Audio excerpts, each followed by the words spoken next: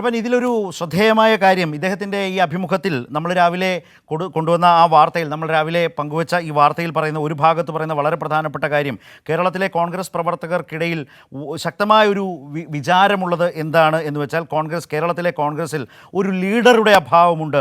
Several workers feel there is an absence of a leader in Kerala Congress അല്ല കേരളത്തിലെ കോൺഗ്രസിൽ എന്നാണ് അദ്ദേഹം അതേക്കുറിച്ച് പറഞ്ഞിട്ടുള്ളത്. അവിടെ കൊണ്ട് അദ്ദേഹം നിർത്തുന്നില്ലല്ലോ നൃപൻ. അദ്ദേഹം അതിന് ആധാരമായി പറയുന്ന മറ്റൊരു ഭാഗം ചില സ്വതന്ത്ര സംഘടനകൾ ഇൻഡിപെൻഡൻറ്റ് ഓർഗനൈസേഷൻസ് എന്നാണ് പറയുന്നത്. അവർ നടത്തിയിട്ടുള്ള ഒപ്പീനിയൻ പോൾ പ്രകാരം അദ്ദേഹം തന്നെ പറയുന്നു കേരളത്തിലെ ലീഡർഷിപ്പിലുള്ള മറ്റുള്ളവരെക്കാളൊക്കെ മുൻപിലാണ് താൻ എന്ന് ശശി തരൂർ അതേ വാർത്തയ്ക്കകത്ത് അടുത്ത വാക്യമായി പറഞ്ഞു വെക്കുന്നുണ്ട്. According to Tharoor, opinion polls conducted by independent organisations have also shown that he was ahead of the others in leadership stakes in Kerala എന്ന രീതിയിലടക്കം അദ്ദേഹം ശക്തമായി സംസാരിക്കുകയാണ്. കേരളത്തിലെ കോൺഗ്രസ് രാഷ്ട്രീയത്തിനകത്ത് തന്നെ ഇടപെട്ട് സംസാരിക്കുകയാണ് അദ്ദേഹത്തെ പരിഹസിക്കാനും അദ്ദേഹത്തെ അവഗണിക്കാനും അത് തരൂരല്ലേ എന്ന മട്ടിൽ പറഞ്ഞു പോകുന്ന നേതാക്കളോട് ദേശീയ നേതൃത്വത്തിലടക്കം സംസാരിച്ചുകൊണ്ട് ശക്തമായി ഇടപെടുന്ന പ്രവർത്തക സമിതി അംഗത്തെയാണോ നമ്മൾ ഈ സംസാരത്തിലാകെ കാണുന്നത്? അദ്ദേഹം ഈ കോൺഗ്രസ് ലീഡർഷിപ്പിനെക്കുറിച്ചും കോൺഗ്രസ് രാഷ്ട്രീയത്തെക്കുറിച്ച് പറയുന്നതിലാകെ കാണുന്നത് നൃപൻ?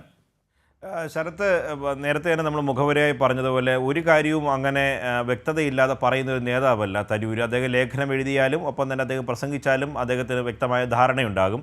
അദ്ദേഹം ഈ പറഞ്ഞ ഭാഗം ഏറ്റവും പ്രധാനപ്പെട്ട കാര്യമാണ്. അത് പലതരത്തിലുള്ള സർവേകൾ സ്വകാര്യ ഏജൻസി തന്നെ പിന്നെ ചില PR ഏജൻസികളെ കേരളത്തിൽ ചുമതലപ്പെടുത്തിയിരുന്നു. അവരുടെയൊക്കെ സർവേയുടെ റിപ്പോർട്ടെല്ലാം തരൂരിൻ്റെ കൈവശമുണ്ട്.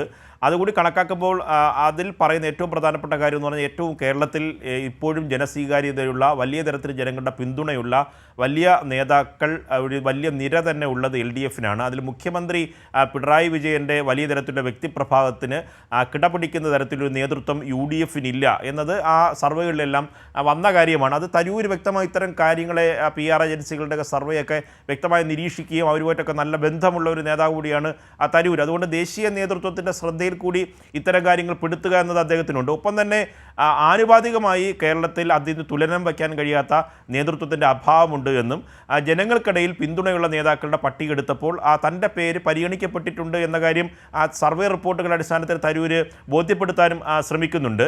ഇത് ഒപ്പം തന്നെ കേരളത്തിൻ്റെ അനുകൂലമായ ഒരു പോസിറ്റീവ് പൊളിറ്റിക്സ് ഡെവലപ്പ് ചെയ്ത് വരുമ്പോൾ അതിന് അനുഗുണമായ നിലപാടല്ല കേരളത്തിലെ പ്രതിപക്ഷം സ്വീകരിക്കുന്നത്. അത് യുവതലമുറയിൽ വലിയ തരത്തിലുള്ള അതൃപ്തി UDFനെയും പ്രതിപക്ഷത്തെയും സംബന്ധിച്ച് ഉണ്ട്.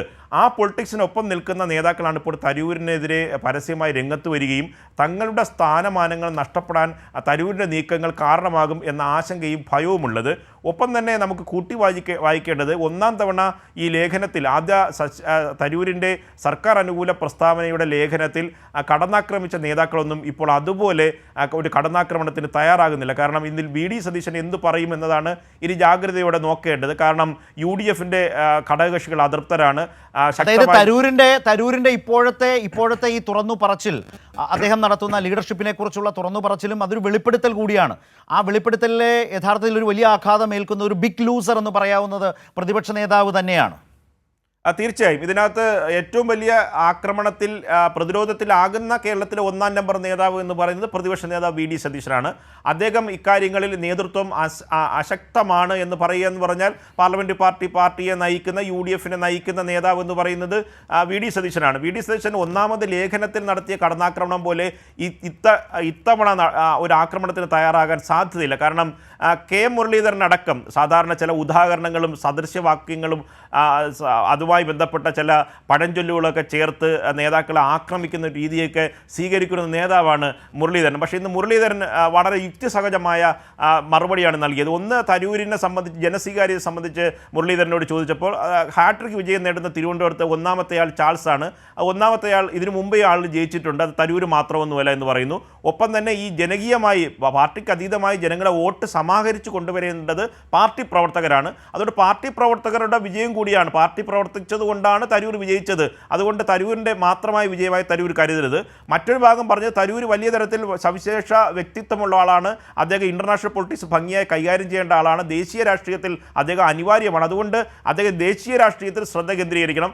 കേരളത്തിൽ അനുഭവ പരിചയമുള്ള അദ്ദേഹത്തിന് ദേശീയ രാഷ്ട്രീയത്തിൽ അനുഭവ പരിചയമുള്ളതുപോലെ തന്നെ കേരളത്തിൽ പ്രാദേശിക രാഷ്ട്രീയത്തിൽ അനുഭവ പരിചയമുള്ള നമ്മളെപ്പോലെയുള്ള ചെറിയ നേതാക്കൾ ഇവിടെ ഉണ്ടല്ലോ എന്ന് അദ്ദേഹം തമാശ രൂപേണ മറുപടി പറയുകയും ചെയ്തു. കാരണം തരൂർ കേരളത്തിലേക്ക് വരണ്ട എന്ന നിലപാടിൽ കെ മുരളീധരൻ യോജിക്കുന്നു. പക്ഷേ തരൂർ പറയുന്ന ഭാഗങ്ങൾ ചർച്ച ചെയ്ത് പാർട്ടി പരിഹരിക്കണം. മുന്നണിയിൽ പ്രധാന ഘടകകക്ഷികൾക്ക് അതൃപ്തിയുണ്ട് എന്ന തരൂരിൻ്റെ ഭാഗവും UDF കെ മുരളീധരൻ അംഗീകരിക്കുന്നുണ്ട്. അതുകൊണ്ട് ഒരു ദിവസം മുഴുനീള UDFിൻ്റെ ഏകോപന സമിതി യോഗം വിളിച്ചിട്ടുണ്ട് എന്നും മുരളീധരൻ പറയുന്നു. ഒപ്പം തന്നെ രമേശ് ചെന്നിത്തല ഒരു ആക്രമണത്തിന് തയ്യാറാകുന്നില്ല. ഹൈക്കമാൻഡ് പരസ്യ പ്രതികരണം വിലക്ക് ശേഷം ഞാൻ അത്തരം പ്രതികരണത്തിന് പോയിട്ടില്ല. മാത്രമല്ല തരൂരിനെ പാർട്ടിയിലേക്ക് എത്തിച്ച കാര്യങ്ങളൊക്കെ തന്നെ രമേശ് ചെന്നിത്തല പറയുമ്പോഴും തരൂരിനെ ഈ വിവാദത്തിലേക്ക് മുന്നോട്ട് കൊണ്ടുപോകാൻ രമേശ് ചെന്നിത്തലയും ആഗ്രഹിക്കുന്നില്ല. ഇപ്പോൾ നിലവിൽ അറിയുന്ന സാഹചര്യം അനുസരിച്ച് ഈ പന്ത് നേരെ ഹൈക്കമാൻഡിലേക്ക് തള്ളിവിട്ട് തൽക്കാലം തടിയൂരുക എന്നതാണ്. ഇത്തരം വിവാദങ്ങൾ ഈ ഒരു സ്പേസിൽ നിന്നുള്ള ചർച്ചകൾ ഗുണപ്പെടുക, കേരളത്തിലെ നേതാക്കൾക്ക് തിരിച്ചടിയാവുകയും ഒപ്പം തന്നെ തരൂരിന് അത് അനുഗുണമായി മാറുകയും ചെയ്യും. കാരണം ഘടകകക്ഷി നേതാക്കളൊക്കെ തന്നെ അഭിപ്രായം പറഞ്ഞ് ഇക്കാര്യത്തിൽ ഒരു നിലപാടിലേക്ക് സമീകരിക്കപ്പെട്ടാൽ അത് തരൂരിന് അനുകൂലമായി മാറുകയും ഒരു നേതൃമാറ്റത്തിലേക്ക് കാര്യങ്ങൾ എത്തുമോ എന്ന ഭയവും കേരളത്തിലെ നേതാക്കൾക്കുണ്ട്. അതുകൊണ്ട് ഈ ചർച്ച ഒന്നാമത്തെ ലേഖനത്തിൽ പോലെ വലിയ തരത്തിൽ വിവാദമാക്കാനുള്ള സാധ്യത കുറവാണ്. കരുതലോടെയായിരിക്കും നേതാക്കളുടെ പ്രതികരണം വരും ദിവസങ്ങളിൽ ഉണ്ടാകാനുള്ള സാധ്യതയും. ശരത്.